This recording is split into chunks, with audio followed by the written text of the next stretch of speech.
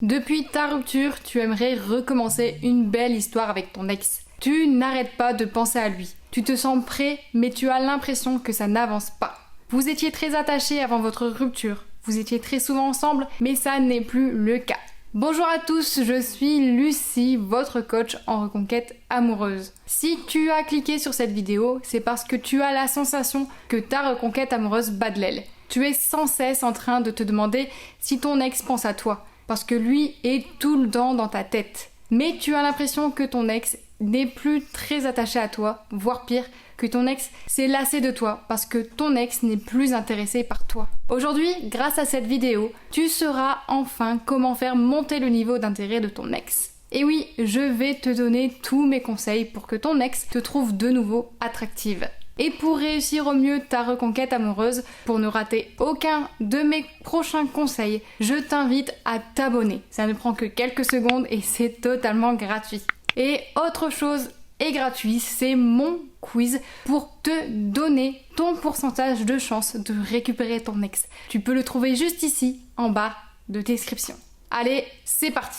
Donc je vais te présenter 5 actions concrètes que tu peux faire dès à présent pour faire exploser l'intérêt que ton ex aura pour toi. La première chose que tu peux faire est d'écrire à ton ex une lettre. Mais ici, je ne parle pas d'un mail ou d'une page écrite sur Word. Je te parle d'une vraie lettre, une lettre manuscrite. Je sais, certains d'entre vous sont certainement en train de se dire que c'est une technique qui est très collège ou lycée. Mais je vais t'expliquer pourquoi ça marche. Premièrement, à l'heure où tout va très vite, où on échange des informations instantanément, le fait d'écrire une lettre veut dire beaucoup de choses. Ça veut par exemple dire que tu n'as pas voulu bâcler ce que tu as fait, que tu as pris ton temps, que tu as réfléchi à ce que tu allais écrire.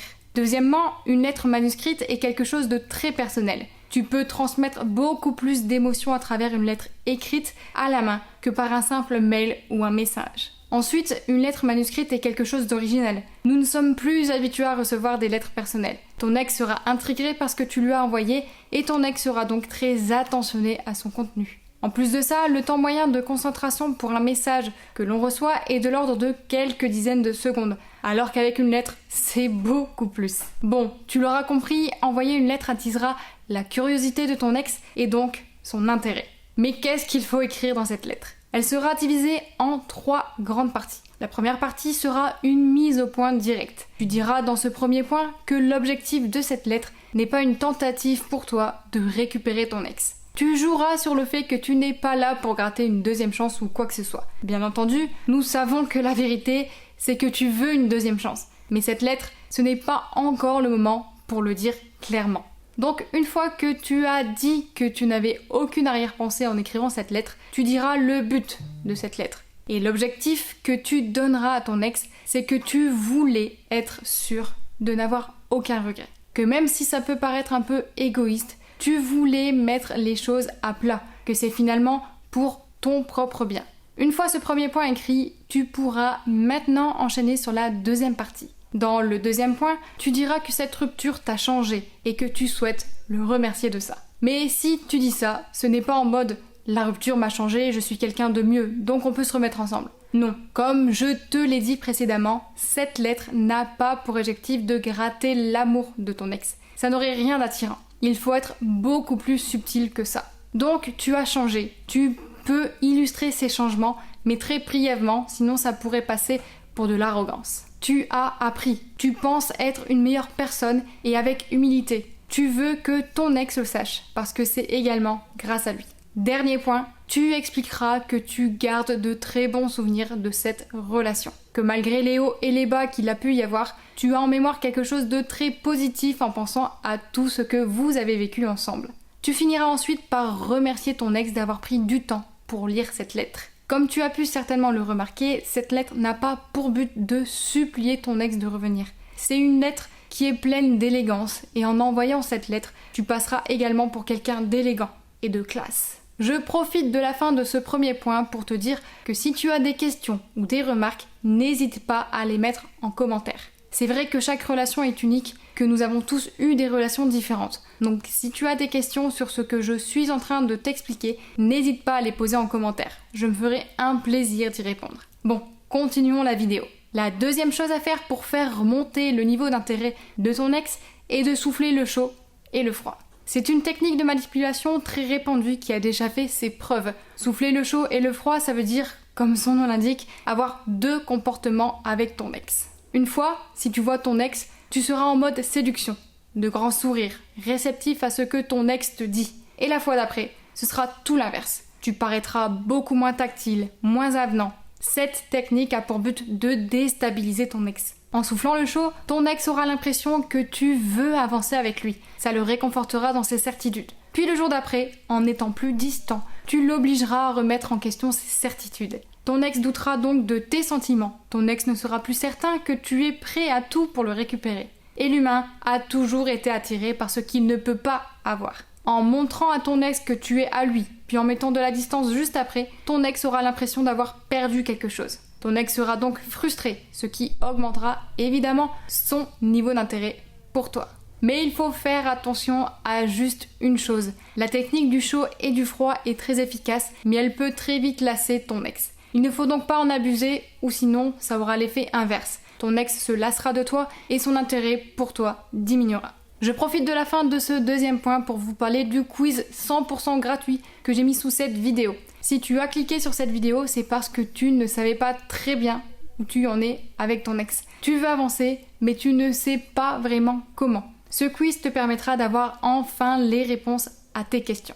Il a été réalisé par des experts spécialement pour toi. Il te permettra de savoir de manière sûre et précise les chances que tu as de reconquérir ton ex. Alors fonce, c'est un grand pas dans ta reconquête que de savoir où tu en es.